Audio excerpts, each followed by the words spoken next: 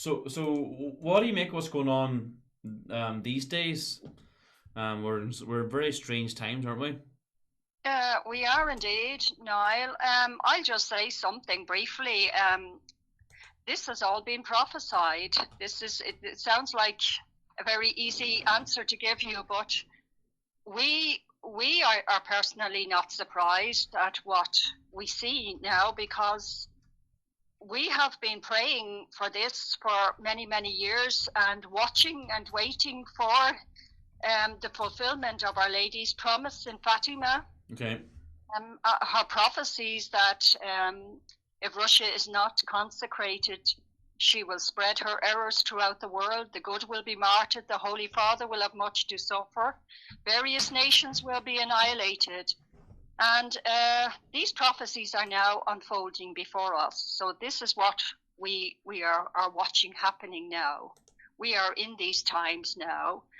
And just before we came on, both of us were briefly watching, listening to Father Isaac Mary on YouTube.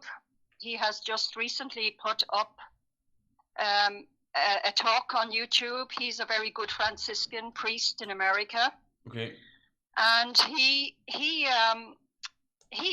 explains, because many people have been writing to him or ringing him up, and they're very frightened over America with things, the way things are happening so rapidly over there. Mm-hmm. And he's trying to comfort them, but he's also trying to let them see sense. Why are you all so surprised now with all of this happening, he's saying to them. Because this has had to come, because, you know, America and the rest of the world have killed God. Yeah. We have killed millions and millions and millions of our children. How can the wrath of God not come down upon us? So why are we so surprised now? But then he doesn't keep it all like negative. He's trying to encourage people.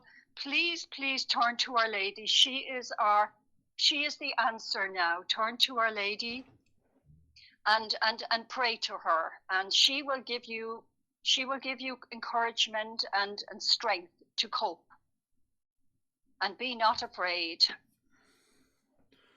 Right, very good. To be honest, I've never listened to Father Isaac, to be honest, but maybe after the stream I'll have a listen to what he has to say. Yes. You wanted to, gone ahead. Yes. I was just going to say you wanted to chat about the crisis in the church tonight. Yes. I'll pass you on to Sister Anne Maria. Okay. She wishes to talk about the crisis in the church. Okay. Good evening. Good evening. How are you doing? Good, thank you. Yeah, so we were thinking it would be good to talk about the crisis in the church today, and as you were asking Mother what she thinks about what's happening in the world. Mm-hmm. Well, I think that a large part of it is connected. The crisis in the church and the crisis in the world is closely connected, and just as the Freemasons are behind a lot of what is happening in the world, so that they are also really at the root of the crisis in the church. Right, okay. So it didn't really start with Vatican II. It started a long time before that. In our first image, which we sent you there, you can see how Satan was rebelling, and he was cast out of paradise. Is this the Vatican and getting hit by lightning? Is it? All right, that was the first one. Yes, sorry. That is to show also how the wrath of God is falling upon the Vatican, because they have angered him by what they have done. They have departed from the truth, and they are no longer holding fast to tradition, to the rock of the faith. Okay. So it was very symbolic that lightning struck the Vatican. That was about the time when Pope Benedict was forced out of office. And I think that was a sign from God to show his anger with what had happened, and to show also that Francis is not pleasing to him.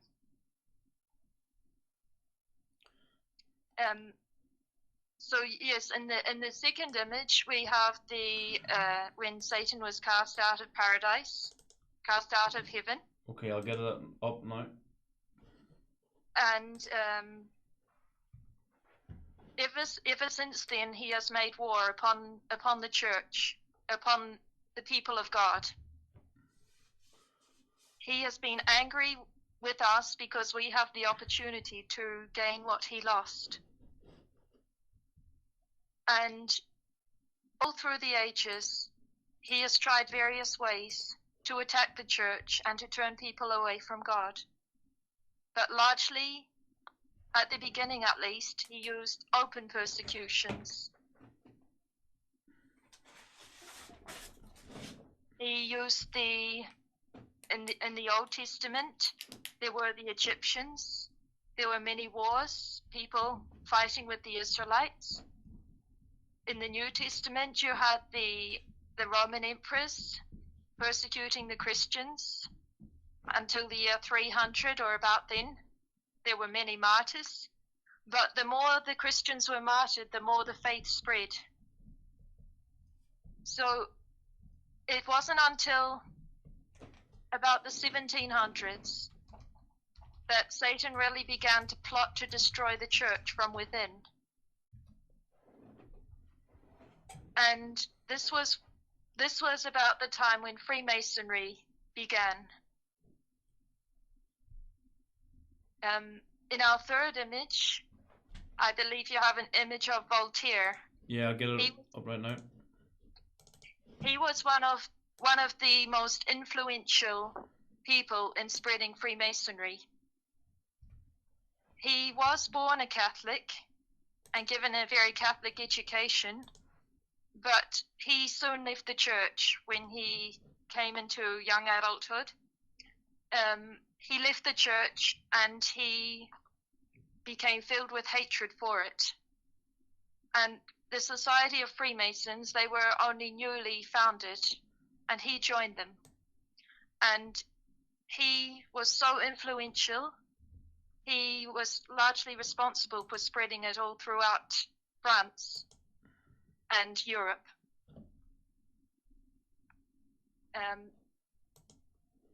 Now, the plan of the Freemasons was to destroy the church from within, because they knew that open persecution wouldn't be enough to destroy the church. That had been tried many times before, and the more the Christians were martyred, the more the faith spread. So Freemasonry really tried to do what Satan did. Satan tried to make himself like God, and Freemasonry tries to make man like God, to make man his own God.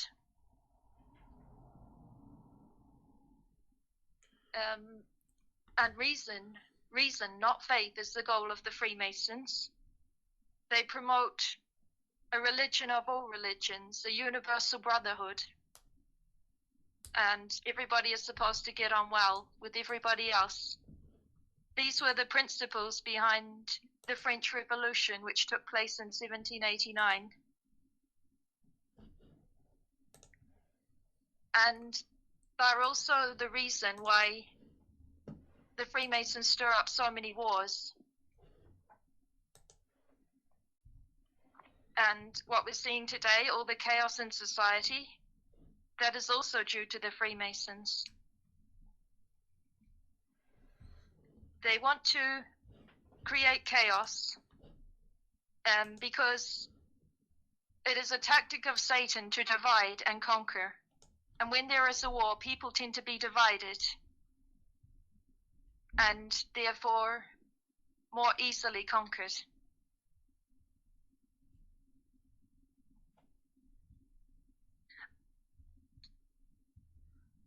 Have you any questions so far? Just one question about Voltaire. Did he go mad on his deathbed? There's like rumors that he did, yes. Yeah. That's right. The doctor, he came in, and the doctor saw him on his deathbed, and he said, "I would not like to die the way that man died." It says it all. Yes. Now, some people have pointed out that there have been many people converting to Catholicism on the deathbed, but nobody converting to atheism or Freemasonry on the deathbed. That's true. Yeah, good point. There was a now this is a little bit off topic, but there was a comment or there was a question in the comment section there. What should people do on a daily basis? Fasting, praying, etc. That comes from Michael. Sorry? What should people do on a daily basis? Fasting, praying, etc. Well, we would say especially praying the daily rosary, because the rosary is a very powerful weapon which has been given us by Our Lady. Fasting is good in moderation. Keep the commandments of the church.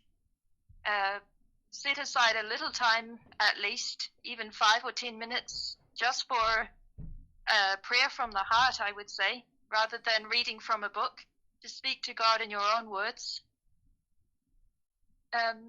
That's really what we would say to do on a daily basis. Okay, gone ahead. Sorry? Continue there. You're going to say something. Yes, also go to confession as often as possible, keep in the state of grace. I know it's harder nowadays to find a priest willing to hear confession, but there are still priests around. It's a matter of finding them. It's true. So have you got anything else to add there now before we continue our conversation about the church?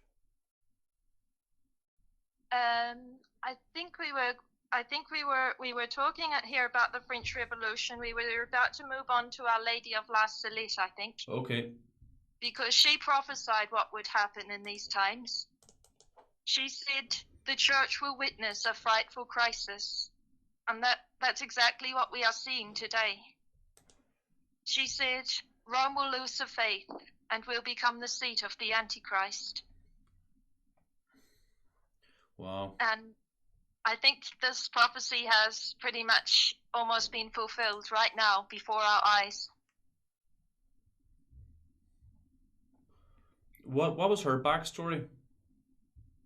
Our Lady of La Salette? Yes. She appeared in 1846 to 2 shepherd children, Melanie and Maximin, in France. And they saw her sitting on a rock, and she was weeping. And she said, "I can no longer hold back the arm of my son.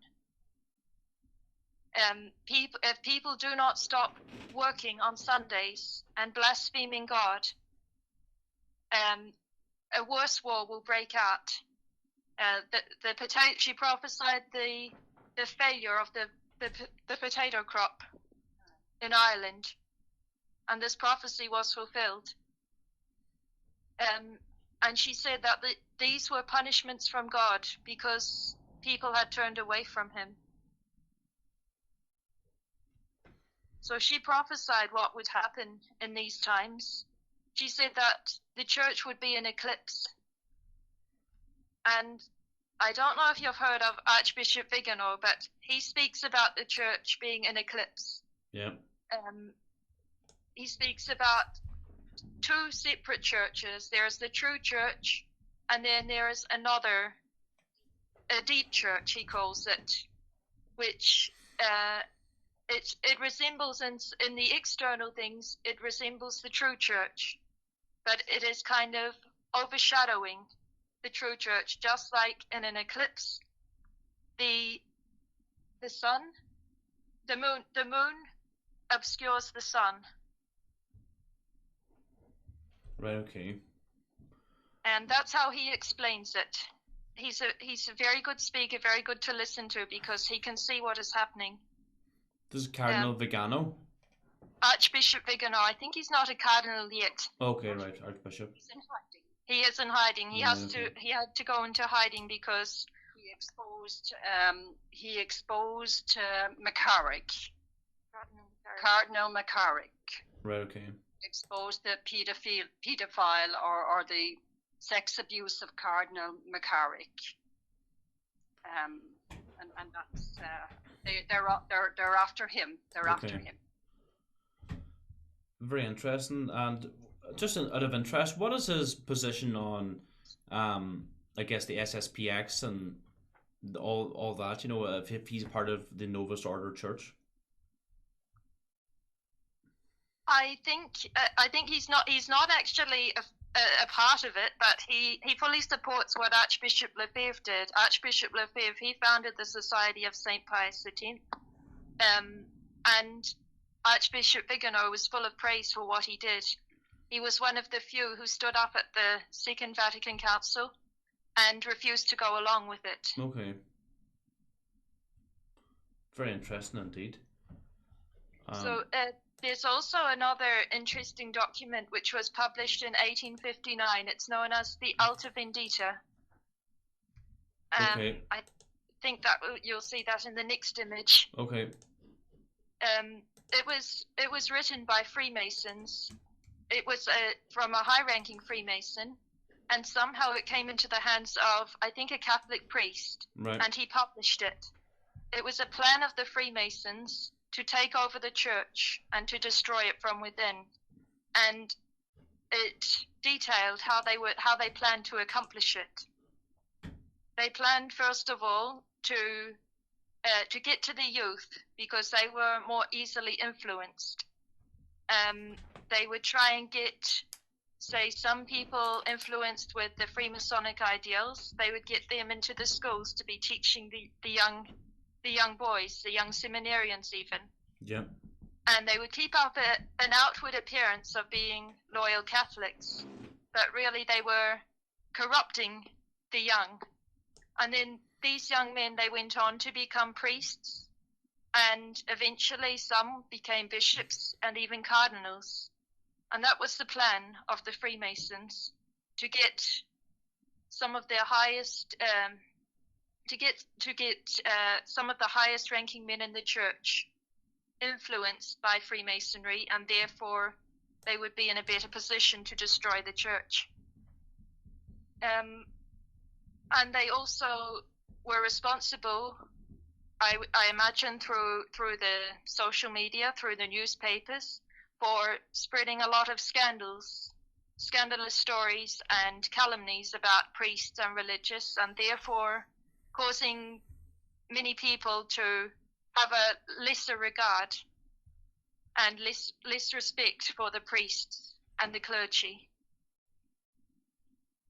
And they succeeded in getting many of their men into the positions of power in the church. It's rumored that Pope John the 23rd was a Freemason himself, and even Paul the 6th. Right. Okay. Very interesting. I just see another. Sorry to go off on a tangent here, but another question comes in. Can the church come back from this, and will Ireland be saved? I can answer that. Will the church come back from this? Our Lord Jesus said, the gates of hell shall not prevail against the Catholic Church. So yes, of course, because our Blessed Mother also said, my Immaculate Heart will triumph. So we must believe her words that she will bring triumph, and she will restore the church. It will not be the same as it was when we were growing up. It will not be the same. It will be a small remnant. Okay. Similar to the early church. There will be few people, but they will be very, very devout and very dedicated and love God. Okay. Now, the next point we were going to talk about was how the Freemasons, they made use of communism to advance their ideals, and that it was the Freemasons who actually financed Karl Marx in writing his Communist Manifesto. Is this the picture, the permanent instruction of the Alta Vendita? Is that the right one? The one next after the Alta Vendita is Baladod. She was a communist agent, and she was converted to the Catholic faith by Archbishop Fulton Sheen, who is another very good archbishop. He's dead now, but he was an excellent speaker. And way back even in the 40s, he spoke about what would happen. He said that the Antichrist would set up a counter-church, which would be the ape of the Church of God. And he said it would, in all externals, resemble the mystical body of Christ. And that is the Vatican II now that we have today. Right. Okay. That is the counter church. That is the deep church we have, which is Francis' church.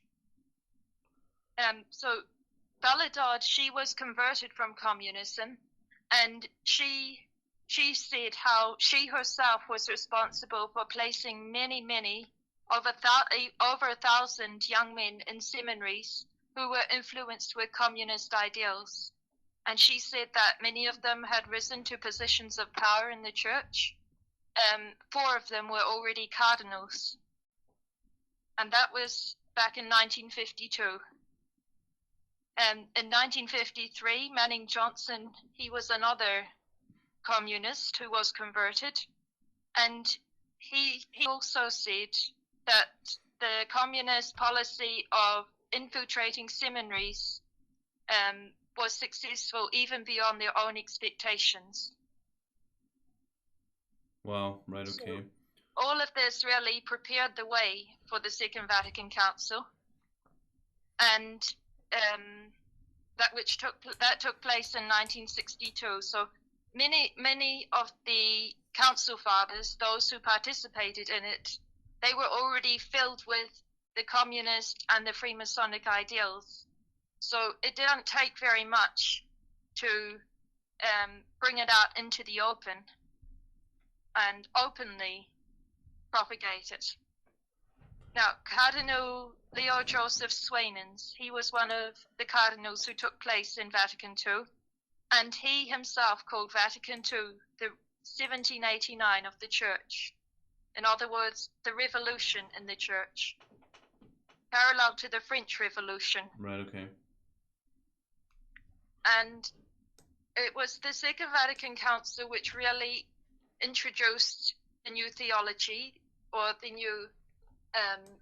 new idea that man is the center of everything, and that is why they changed the Mass. They made it centered on man rather than on God. I think we briefly discussed that in our last talk. But one important thing which many people don't realize is that they really deliberately formed the new Mass so as to be like a Protestant Mass. Bugnini, he was the one who was placed in charge of forming this Mass, and he had 6 Protestant ministers help him in forming it. I think that might be even in our last image, an image of Bugnini. Okay. Oh, yeah, sorry, I have it here now. And I have a question for you. What was the role of Malachi Martin in all this? Do you know? He did a great deal to expose what was going on, but he didn't speak out as openly as, say, Archbishop Lefebvre, because he was still kind of a part of this new church, if you like, even though he didn't agree with what they were doing. He worked as an exorcist. He was a secretary of Paul VI, as far as I know, in the Vatican. He was a secretary or in a high place in the Vatican. And when the changes came after Vatican II, he asked to be suspended. I think he asked to be suspended, so he was given suspension, which I think he went back to America then, and he carried on secretly as a priest, quietly, as a priest, but privately, because he was still doing the traditional mass while the new mass was going on. And he spent a great deal of time. He was an exorcist, a very, very busy one. And he spent a great deal of time writing books, but in a fictional type of way that you could, which based on truth, but so that like our Lord's prophecies were not very clear unless you could parables. Yes, yeah, his parables. Sorry, yes. So I don't know if I've answered that question. Oh, you did, absolutely. What else? What other pictures have I got up here now? I've got Manon Johnson, the former communist. Yes. Party. Yes, we had him there after Belgrade. He was also converted from communism, and he just confirmed really what Belgrade said. Okay. That they had been successful even beyond their own expectations.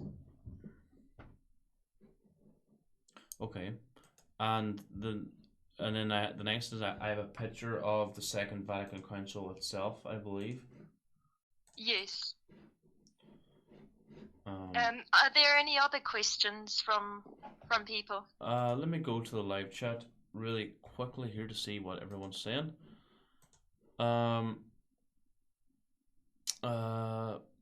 So there's one person says, so stop going to the Protestant mass, folks, and find traditional church. Yes, that's what we would highly recommend, because it really is no longer a Catholic mass. It was made to please the Protestants, and supposing you were to go into a Lutheran church, the service there would not look any different from what you would see in a modern church. It really is a Protestant service and not the true Catholic mass. Right. So we would highly recommend to find a Latin mass wherever you can, even if it means driving for, say, an hour. It would be better not to attend the new mass at all if you can't get to any, than to participate in a Protestant service.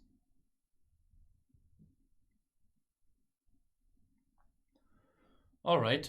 I'm looking for more questions here in the live chat for you. There was one there. One question comes in from Fanula. Will Our Lady ever visit in the form of an apparition to children again? Well, that's not for us to say, really. Yeah, it's not for us to say, is it? So there, Fanula, that's your... We don't know the future. We're not prophets. You're not prophets. She has done a great deal of. She has appeared a great deal over the last 300 years, Niall, to warn us about these times. She has constantly been coming from heaven with messages from us, true apparitions I'm talking about. And it wouldn't matter if she came again and again and again. People just do not listen. Yeah, they don't. It's only when the hand of God will come down, then they will say, oh, then we remember now. We remember now. And this is the same history repeating itself like in the time of the Israelites. It's only when God put them across his knee and smacked them, and then they said, oh, we'll be good now. We'll behave ourselves. And then, you see, this has to come. She said that the hand of her son is too heavy now. But we mustn't lose hope. We mustn't get discouraged. Listen to Father Isaac Mary on YouTube, his latest one. He is constantly telling people not to get discouraged, but turn to Our Lady. She will give them strength and encouragement. Pray to Our Lady every day, and you will not be afraid. And be in the state of grace. That's the most important thing of all. Be in the state of grace and pray your rosary every day, and you will not be afraid of what's to come. Okay, very good. So, we're coming up to the end of the show. What's your situation like now, down where you are, down the country? Any updates for us that you can tell? Yes, Niall, we're very close.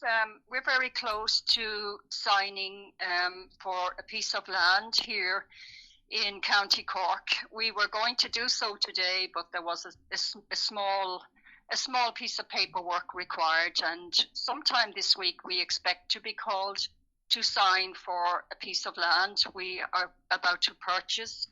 There is a house on the site, on the land. Unfortunately, we couldn't afford to purchase a good-sized piece of land with a very good livable house. We had to make a decision, either a house, a good house and 1 acre, or a large amount of land for privacy and a derelict house. So we chose the land for privacy. Okay. And the house is very, very poor, and we will need all the help we can get from anybody around the country who can come down and help us to repair. Right, well, I've linked your GoFundMe for your site, and I've also linked your website. If anybody with any skills that can help the sisters, you can get in contact, go onto the website, isn't that right? Yes. We don't know. Once we sign for this piece of land, we are two women. We don't really know where to go from here, like putting even some stones down, where to go from here. We need a foreman really to help us and organize the moving of our garden sheds here, so that we can start to live on that piece of land and get working and repair this old house. So any help people can offer us, we'd be very grateful. All right, that's great. So your GoFundMe and your website links are in the description below. If anybody has any skills or you want to support the sisters, please do so. So that's it for me, because we're actually out of time here now. So sisters, thanks again for coming on. Maybe in a few weeks or a month or so we can have you on again. Yes, God bless you, and thank you, Niall. Thank you very much. No problem. God bless you. Ihawa. Ihawa. Bye. All right. Hope you enjoyed that little talk there, everybody. Let me just move the mic and then turn down this microphone. So, there we go. There we have it. That was the Carmelite Nuns of the Holy Face. Hope you took something out of that and took some courage. So their GoFundMe is in the description, and their website. If you've got any skills you can help them out with, please contact them.